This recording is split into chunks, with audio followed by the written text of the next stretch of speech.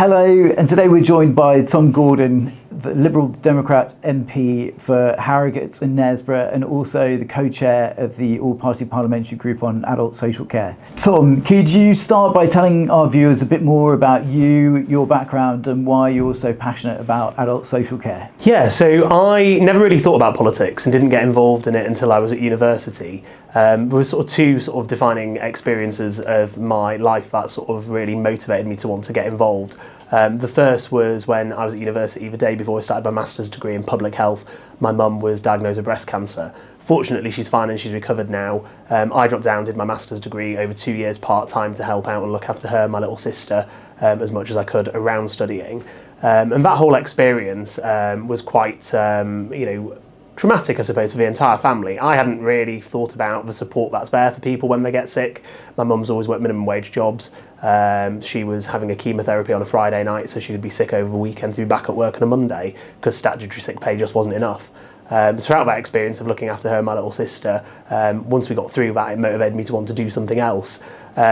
I'd previously been a local councillor up in Newcastle when I was finishing off my master's degree, and then back when I moved home to Yorkshire. And you soon realise when you get involved in local government, one of the big things that is probably the bulk of the job is actually trying to figure out how you balance the books to figure out the big cost of adult social care and children's social care too. So that was probably one of my more experiences of social care and how getting to grips with it from a local government side of things.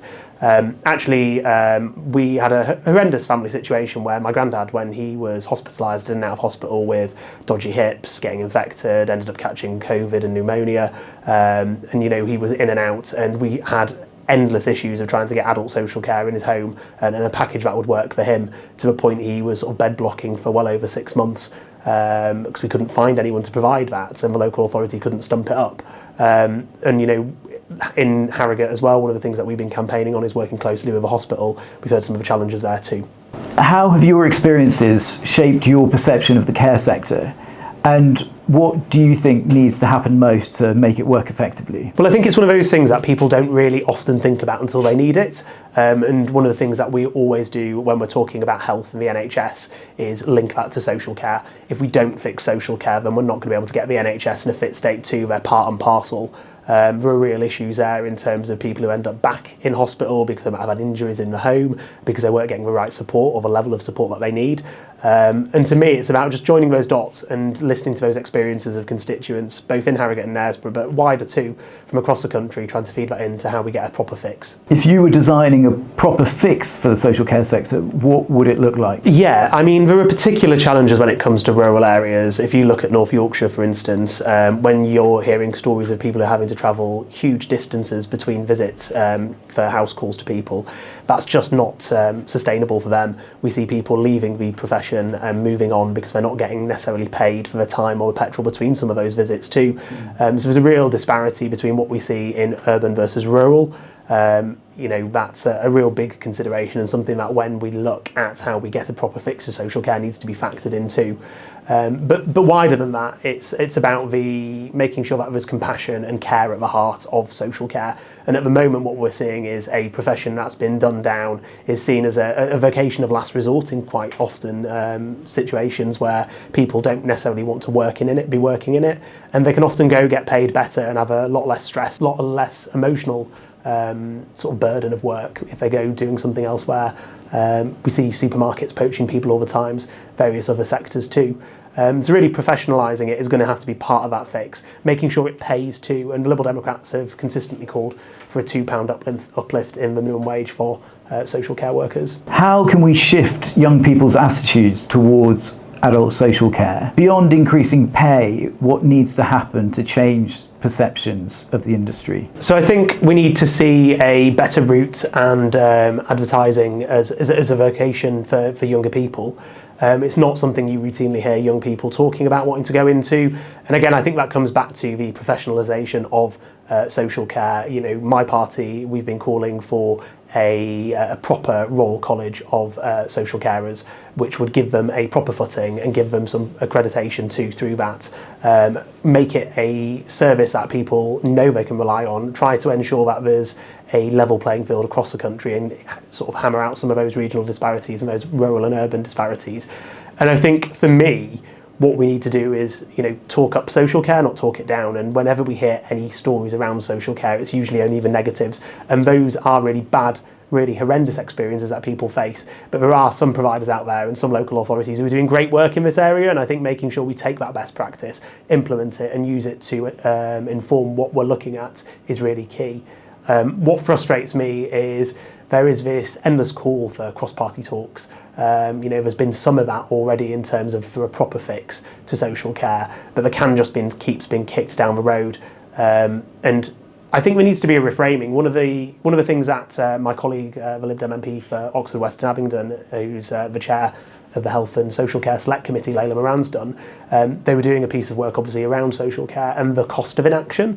And I think really framing it as a way of investing in the service that will both save money, but also give people dignity as they, you know, use the services that many of us might one day rely upon. Some argue that sustainable long-term solutions to funding for the adult social care are often politicised, and that as a result, meaningful cross-party reform hasn't materialised. What do you think needs to happen to prevent this in the long term? So I think, you know, if you look at the dementia tax and the Theresa May proposals, that was born out of that general election campaign in the heat of the moment where I think she thought she'd won and she could actually take some tough, decisive action on the issue. What we really need is to get stakeholders and cross-party talks in before those announcements, in before an election period. We need to take the politics out of it. And I fear in those instances that you've just described there, it was often quite late in the day that they'd propose something and then wanted people to feed into it, sort of putting the cart before the horse a little bit. You know, I know my party and other parties are genuinely offering an olive branch in good faith to try and look at a sustainable long-term fix. You know, we've got councillors up and down the country who are telling us day in, day out that their budgets are absolutely bust and they can't afford. I think there does need to be a reframing of how we look and how we communicate to the public what local authorities are doing. At the moment, I don't think most people know that near enough in all local authorities, over half of council tax is going on social care. Yeah. I think that's something that's massively, massively misunderstood. So how we try and communicate that and that sense of urgency and that sense of scale is going to be really important. The government has placed a lot of emphasis on the Casey Commission, but critics argue that actually the fact that it's due to publish its findings so late in the parliamentary term that meaningful change will not be delivered. What's your view? I'm afraid I probably fall into the camp of the cynics on this one. That is one of the big fears that I think I certainly have and colleagues from all the parties that I speak to have too. I would love to be proved wrong. I would love to see you know, some solid recommendations that I've got a clear plan and a clear fix for social care and the government pick those up. And again, you know, people putting the politics to one side of it. My worry is that, you know, if you look back to the general election, you know, there were pledges made by the now government about fixing social care, and most of those weren't, oh yeah, we'll do a commission into it and we'll start looking at it, and maybe in about 4 or 5 years, maybe the next parliament will get around to fixing it. And that's my concern, is that there's not really going to be any political decisions taken in this parliament. I find it incredibly unlikely with the timescale of the Casey sort of stuff that's going on the commission that anything more meaningful will happen this side of an election. Many describe the care sector as experiencing a silent crisis, and that in time that silent crisis will turn into a very loud and public crisis, and that it's only then that we'll see meaningful cross-party solutions being put forward and being enacted. What would you say to those sounding that alarm? Yeah, I mean, already we've seen a number of local authorities effectively go bankrupt and having to just strip back and look after their statutory obligations only. Realistically, unless we get a proper fix, and actually we need a wider conversation about how we fix local government finance in round 2. You know, the government's talked about reform of business rates, looking at things to do with council tax, but you know, the reality on the ground is, again, I can remember I had a question to one of the ministers about reforming business rates, and they were about, oh, we're going to look at it next year. By that point, you know, how many social care providers are going to have gone bust or withdrawn from the sector? The fact that we've all faced an increase in employer NICs, it's getting harder to bring people over to work in the sector when we can't get domestic staff. It's a full toxic sort of cocktail of issues. And I think finance is a big part of that, but by no means the only one. I think what really worries me is obviously the government's rhetoric and language and what they're doing with health and social care visas. I think there's real concerns about those visas and the impact they've had on people's well-being who've come over here to work in the sector. But equally, if we're going to shut down that route and that recruitment option, then where are we getting the staff from? At the moment, it's a little bit like whack-a-mole. The government's trying to hit multiple different problems on multiple different fronts. You fix one, another one pops up because there's not a systemic, whole-wide solution. What do you think about proposals put forward to try to shift local authority funding for adult social care away from local authorities and into central government? So I'm quite agnostic and on the fence on this one. If there's a clear plan and that's something that can be demonstrated will work and see better outcomes, then I think that's a positive thing. I think I wouldn't want to end up the sector and the public being lulled into this false sense of security that if that's what we do, then suddenly it's going to be fixed. There are massive regional north-south divides, inequalities between urban and rural. Having some sort of national care system might be part of fixing that. For me, I would favour an approach which looked at social care being devolved on a Yorkshire basis. We've got a cohesive regional identity. One of the things I've actually put forward to the English devolution bill is looking to give Yorkshire powers over health on that front. And again, not just looking at social care in isolation, but how that feeds into the NHS or other services too. A big part of this, when we talk about trying to fund social care, whether it be on a national basis or a local basis, my frustrations come down to the fact that when you talk about fixing social care, it's only ever looked at through one lens. If we're having people who are able to live comfortably, are looked after, who are well, who are getting that care, then it should mean that they're seeing a decrease in falls, in people ending up presenting at A&E. There's meant to be it's an investment is the way that I would frame this. It's not an expense, it's an investment for down the line. And I think that's something that needs to be looked at more throughout this conversation. Those in favour argue that there's a perverse incentive that exists whereby local authorities are incentivised to try to push funding decisions and funding commitments towards the healthcare service handled by the healthcare budget, and as a result shirking the responsibility and taking it away from local authority funding. Do you think that's accurate? Yeah, no, I absolutely take that point and agree with it. I think for me what we also see too is when you've got people who are living out of area and the issues that you see where local authorities are funding people in different parts of the country where they might be needing specialist services, there's a whole issue there too. I can remember I've dealt with issues where effectively they're wanting to charge more, the local authority saying no, and then people are going to be moved out of houses that they might have been in, specialist care provisions. I can actually remember in a former life when I worked for Helen Morgan in North, when I was her office manager, and after the election that she won in North Shropshire, there was this really, really horrendous situation where a group of adults with severe learning disabilities had been living together for 20 years in a house. They were all funded from funding across different local authorities from across the country. Because the costs had gone up and minimum wage had gone up, they had gone back to the local authorities saying, well, we need an increase to cover that. Some of the local authorities had said no. And we faced a situation where people were going to be turfed out of their house in the run-up to Christmas, when they were settled and part of the community and loved by people locally. And there is this perverse incentive where you've got that conflict in priority between cost versus duty of care and what's best in the patient's interest. So, if a national approach is going to fix some of that, I'm all ears. But again, what I don't want to see is then seeing care dragged down where it is exemplary, been to a sort of lowest common denominator across the country. I think it's got to be quite wary about that. Obviously, adult social care is a key policy area for the Liberal Democrats. How would a Liberal Democrats government go about solving some of the key problems facing the sector? Well, already we've still continued the calls that we made in the general election on issues like a £2 increase in the minimum wage for care workers, professionalising it with a Royal College of Carers as well. These aren't things that were just a one-off for the general election. We're still banging the drum, championing them here in Parliament too. We've got a fantastic spokesperson, Alison Bennett for Care, who's really been pushing the government and holding their feet to the fire on this issue as Parliament progresses. We've got some fully costed plans where we're talking about making sure that the big online tech companies are paying their fair share, cracking down on the profits of the gambling industry, which we've seen been record highs in recent years.